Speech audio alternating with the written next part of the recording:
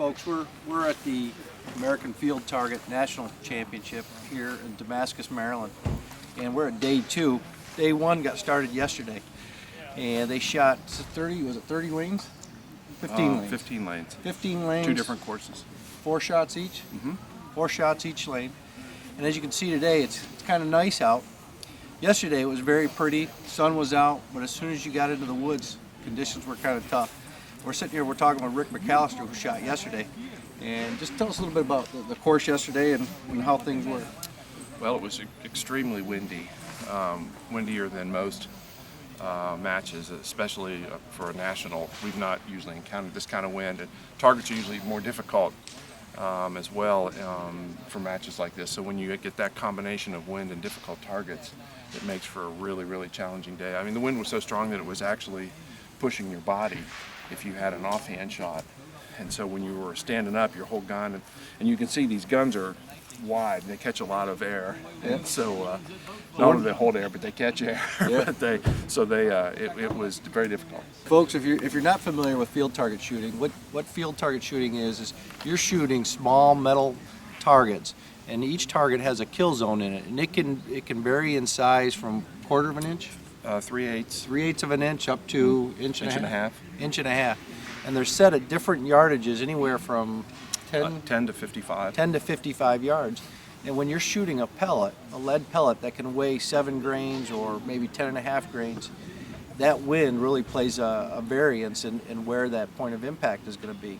So when we talk about the wind, and yesterday, I think we had 20-mile-an-hour gusts yesterday. And there were a couple targets where I held completely off the target, onto a tree, onto the bark, picked out a spot in the bark of a tree to have the pellet move 2.5 inches over into a kill zone. Yeah. And I'm shooting a low power air rifle. This is set up for what's called the International or the World Field Target Federation kind of statistics or specifications, in that it's shooting below 12 foot-pounds. It's not a real high power gun. So that even makes it more challenging in the wind. Yeah. I had a chance to work with Rick over the last couple of years. Rick volunteers his time, and Rick is a true ambassador to the sport of field target shooting. And I say that because when I first met Rick a couple of years ago, he contacted Crosman, and he was looking for a donation of some pellets, I think, to run a range. He's down in West Virginia at the Hunting and Fishing Expo, and he sets up a field target. It wouldn't be a course, it'd be a field target range. And he's got 20 targets out, and he spends 2 days introducing new shooters to the sport. And he'll have anywhere from 400 to 600 kids come through. He doesn't get lunch, he doesn't get much of a break. No breaks. He's always got a line of kids waiting to shoot, and he introduces them to the sport. And that's one of the big challenges right now with the sport of field target shooting.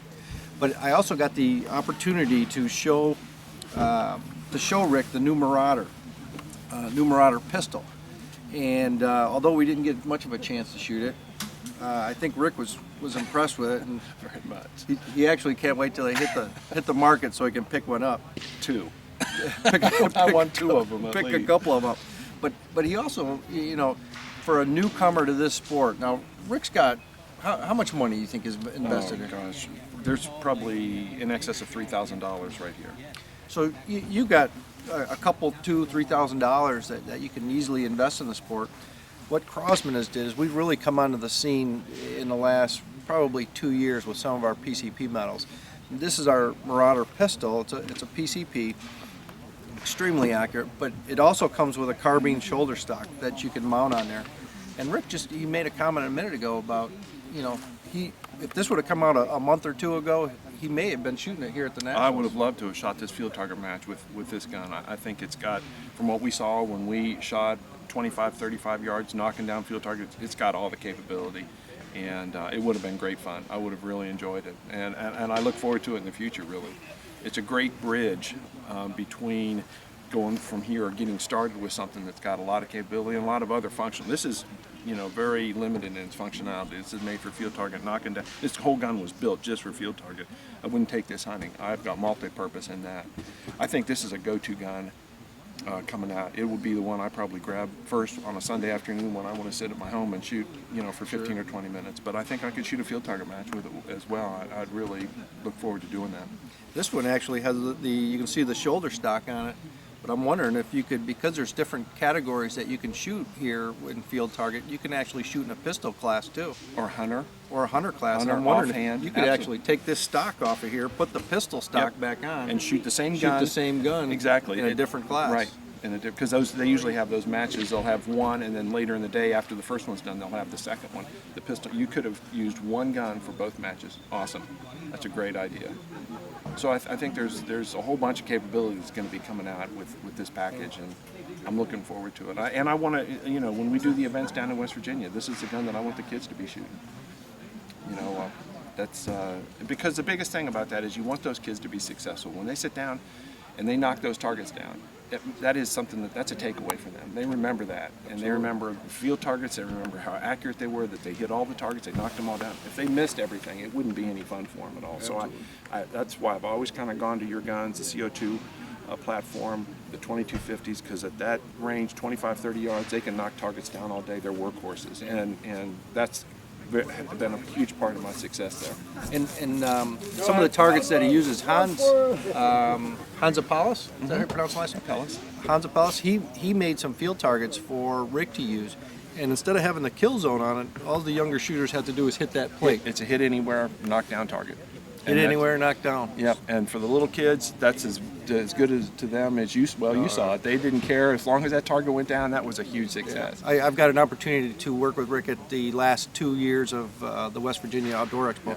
Yeah. And one of the things with shooting sports in this type of event is that you can take a very young shooter, or a very old, mature shooter, and you can introduce them. There's no recoil at all of these guns. There's no loud bang. And it really, the way I like to say is the family sport. You can get, it doesn't matter, male, female, right. Boy, girl, size doesn't matter. It's just a very friendly sport that you can get into and participate in a family. And I think the thrill they get, like you just mentioned, knocking down the targets and grandma and grandpa standing right. behind them. And it's so reactive. They get that immediate, response, and that's what's so critical is because that's something that they can see and feel. And the parents watch and then they want to shoot. The parents want to sit down and shoot, and Absolutely. So we have mothers sit down and daughters and sisters, and it's really, once people see air guns shot in that way with those targets, it's a great combination. Absolutely. I don't know if you noticed, but here on the front, I wanted to point this out. Almost all the shooters have one of these on there, and when I first got into the sport and I saw that, I'm like, what is that all about? and I mentioned earlier, because of the pellets being so light, that will tell them the direction the wind's blowing and how hard the wind's blowing, so they can adjust for it. Mm-hmm. Rick mentioned earlier that he had to hold over 2 to 3 inches on some of the targets just to be able to hit that kill zone. Well, this is one of the tools that he uses to figure out exactly how far to hold over and how hard that wind is blowing. Right. Yeah, and there's a bunch of different combinations. This one just happens to be the right color combination too, red and white. That's right, Crosman color. That's right. But there's a lot of different these floating out, and the idea is just to make sure that it moves with any kind of wind gust, so that you can tell which direction, because the pellet path is affected immediately as it leaves the barrel. And so that's why we watch those and kind of guesstimate from practice how much that pellet's going to move right to left. And if it's moving towards you or from behind you, it's up or down. So it's a real good tool. Well, Rick, I appreciate you taking the time. Thank you, Mark. Good luck today. Nice talking to you guys. Round 2, the match today. Another 15 targets, so there was 30 lanes altogether. They shot the first 15 yesterday. They're shooting the second 15 today, and then we'll have the results this afternoon. Good to see you guys here. Yeah. Thank you. Yeah, thanks for coming.